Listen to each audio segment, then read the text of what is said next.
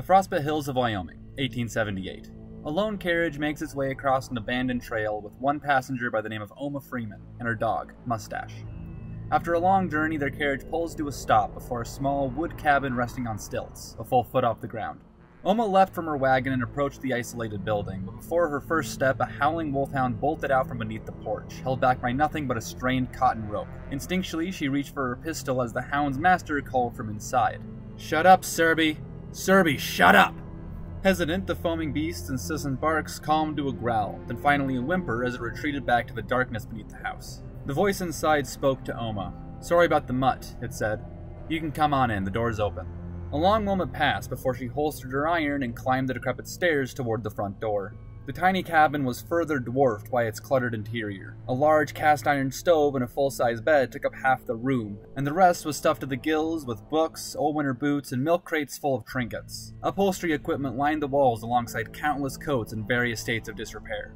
"You want to buy a coffin?" asked the voice, though now it was more than just a voice. It belonged to a dark man with sunken eyes and a beaverskin hat. His name was Mr. Bubb. "What would I need a coffin for?" Oma replied. "Well, this here's treacherous country, especially this time of year. And if you die without my services, you'll wind up in a snowbank someplace, not to be found till springtime. And by then you'll be nothing more but a vengeful spirit." Mr. Bubb spoke fast, without breath. He paused to catch it. "But for the small upfront cost of $15, I'll go out with my Cerberus, whomst you've met, find your body, and give you a proper burial. No offense, but I don't plan on dying anytime soon." "Well, neither do I, little lady, but we must prepare for the unforeseen." "Yeah, well, I'm only here to ask about a possible former client of yours." Mr. Bubb tilted his head slightly, curious. "You see, I'm looking for my brother, Theo Freeman. He has something I need, and I reckon he might have died up here. Heard of him?" "Oh, I've more than heard of him. He purchased my services sometime last month. I provisioned his death, you know. Thought he might not make it through the night." "So you found his body then?" "Well, I didn't say that. Like I said, it's treacherous country. Sometimes a man dies and not even I can find him." "Well, then I guess you owe me $15, sir." With the $15 snug in her coat pocket, Oma returned to her wagon, where she unfastened little Mustache from his lead. "All right, boy. Back to plan A, then." The terrier yapped excitedly as he sniffed the frozen ground, then took off east of the cabin. The two trackers wandered through pine and oak, till the morning sun drifted toward noon. Here, in a clearing, Mustache circled a field of flat snow, then howled for his master. The digging was easy, soft, powdered snow, and in just a few minutes, Oma's spade had hit something. Not ice, not dirt. She brushed the snow away and revealed a bare human foot, frozen blue. With a deep, breathy sigh, Oma shook her head. "Theo, I swear if this is you, well then it's no wonder."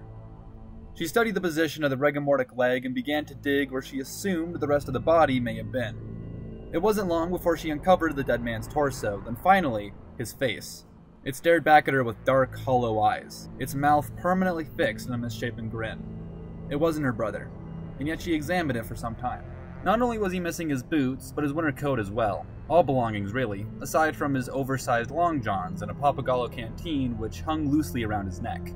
The bottle had burst open as the ice inside expanded beyond capacity. Needless to say, it was essentially worthless now. It was a peculiar sight, but Oma pulled herself away after a moment of contemplation. She whistled for Mustache, who'd wandered off to dig for gopher holes, and the two of them set off for another body. They walked for many hours, till the sun dipped just below the horizon, and until Mustache circled the snow and howled once again. Unlike the previous spot, this area was densely forested, so less snow had made its way to the ground. As a result, Oma could, though just barely, see tracks that weaved between the trees. Two distinct sets, one light and sporadic, the other heavy and deliberate. They may have been human, but it was hard to tell. After all, the prints were far from defined, and Oma was no expert. It wasn't long before she struck what she assumed was a buried corpse, and once she did, she paused. The blade of her shovel had cracked the previous body's skin, which she would just as soon avoid if she could help it. So she was extra careful this time, kneeling down to remove the snow by hand. She revealed a face. "Yep. This one's a lady," she said as she rose back to her feet. Mustache scratched at his master's leg and whined, softly. "Third time's the charm, little buddy. Let's see what we see." Hours later, deep in the dead of night, Mr. Bubb laid half asleep, the whole room drenched in the ember glow of a dying fire. He was pulled from a partial dream by Serby's territorial bark, then brought to full attention with a sudden, shrill whimper, followed by silence. For a long moment he sat up in bed, waiting. The door flew open. Harsh winds tore any trace of warmth from the small room. Oma stood at the entrance, and her silhouette cut quite the figure against a moonlit sky. "You back to buy a coffin?" the old man asked. "No, sir, but I found my brother." "Well, does your brother need a coffin?" "I found him dead in the snow, shoeless, penniless, stripped of all belongings, and I found 2 more just like him." Got me thinking, 3 bodies within 12 miles of an undertaker? Seems strange to me. Got me thinking that maybe somebody is going through the trouble to find these bodies, to take from these bodies, but not give them the proper burial they paid for. Got me thinking that no good son of a bitch is you. Mr. Bubb's face shifted to a look of subdued fury. "Now you look here, little lady." Oma drew her pistol and loosed 4 bullets, straight through the old man's body. He slumped backwards in his bed. One had stuck in his shoulder, but the rest went clean through. Blood wept, like sap, straight through him, unimpeded. Oma searched the countless trinkets stored in the tiny cabin. Wallets, purses, rings, and antique coins. Those 3 had not been the first. Dozens before them. She found it, eventually, a small, beaded necklace, each bead colored with a vibrant pattern, a large jewel in the middle. She placed it in her pocket and left the small shack. Mustache yapped excitedly as his master approached.